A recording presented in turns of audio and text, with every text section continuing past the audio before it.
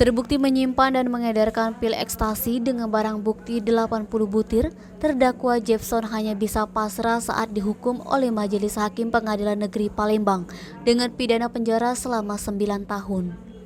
Majelis Hakim PN Palembang diketuai Agnes Sinaga SHMH dalam sidang yang digelar Selasa 31 Mei menyatakan, terdakwa telah terbukti secara sah melawan hukum menjadi pengedar narkotika, sebagaimana diatur melanggar dakwaan primer JPU Kejari Palembang, Pasal 114 Ayat 2 Undang-Undang Nomor 35 Tahun 2009 tentang narkotika. Terdakwa Jefson yang hadir dari balik layar monitor sidang meminta keringanan hukuman kepada majelis hakim karena telah dituntut oleh JPU Kejari Palembang Silviani Margareta SH pidana hanya 9 tahun penjara.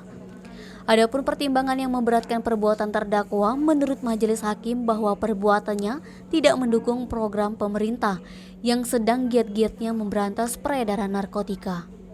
Sementara hal yang meringankan, terdakwa mengakui dan menyesali perbuatannya serta belum pernah dihukum. Atas vonis tersebut, terdakwa Jefson melalui penasihat hukum Yuliana SH dari Posbakum PN Palembang kompak menyatakan terima.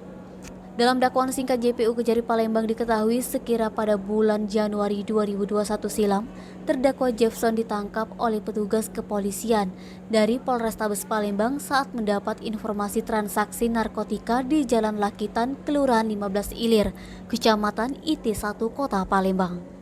Saat dilakukan penggeledahan di tempat tersebut, ditemukan barang bukti berupa puluhan inek warna pink bentuk segitiga yang dibungkus dalam plastik klip bening dengan berat neto keseluruhan 28,67 gram.